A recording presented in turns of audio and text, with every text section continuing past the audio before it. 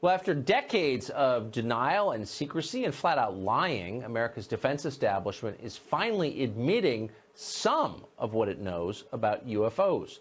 The Navy has admitted that its pilots encounter unidentified aircraft so often that they've had to draft new reporting guidelines to allow pilots to come forward.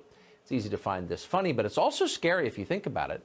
Our vast, well-funded defense establishment is seeing things in the sky they cannot account for, doing things they cannot understand. Should we be worried? Congressman Mark Walker is a Republican representing the state of North Carolina. He just sent a letter to the Secretary of the Navy, Richard Spencer, about the military's UFO investigations. We recently spoke to the congressman. Here's part of what he said. Should we be worried about this? Well, we are concerned about it. As the ranking member of Terrorism and Counterintelligence, we have questions. It comes down to some of the new infrared radar systems that we're putting on some of our new jets are detecting some things out there. We call them unidentified aerial threats, and that's something that we're looking at. Our UAPs is what we call it. We want to know the information, and that's why it's important that we take a look at this. So this has been going on an awfully long time. There's a lot of data the government has stored about this. Most of it, I think, is still classified. But there must be theories about what these objects are, what these aircraft are. What's the most plausible theory, do you think? Well, we don't know for sure. Obviously, what we do know is the question that we're wanting to get to is this something that's a defense mechanism from another country? We do know that China is looking at hypersonic missiles. That's 25,000 kilometers, or to break it down into our language, that's getting from D.C., where I'm at, to L.A. in about 9 minutes.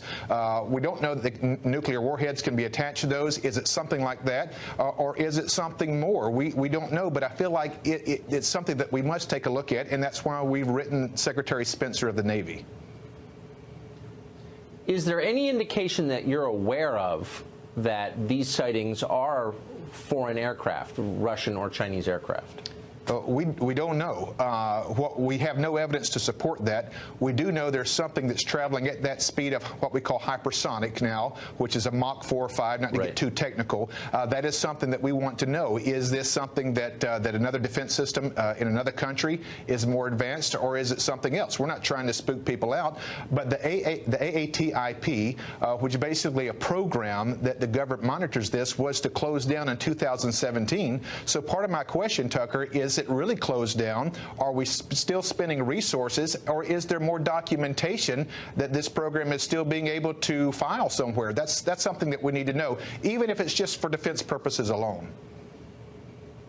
We spoke to a government employee who has worked on this issue, who said that the U.S. government has wreckage from one of these aircraft. Do you know anything about that? We don't know, but that's one of the 4 questions that we are asking. Is there evidence being held somewhere? Not to get too spooky once again, but if there is evidence, I believe it's important for people, specifically in my position as the ranking member of Terrorism and Counterintelligence, we need to know what this is. Of course. And those are all legitimate questions. I believe and I'm so. grateful that you're not being bullied or mocked into not asking them. Please, I hope you'll come back and tell us what the answers are. We look forward, when we find out, to coming back. Thank you, Tucker.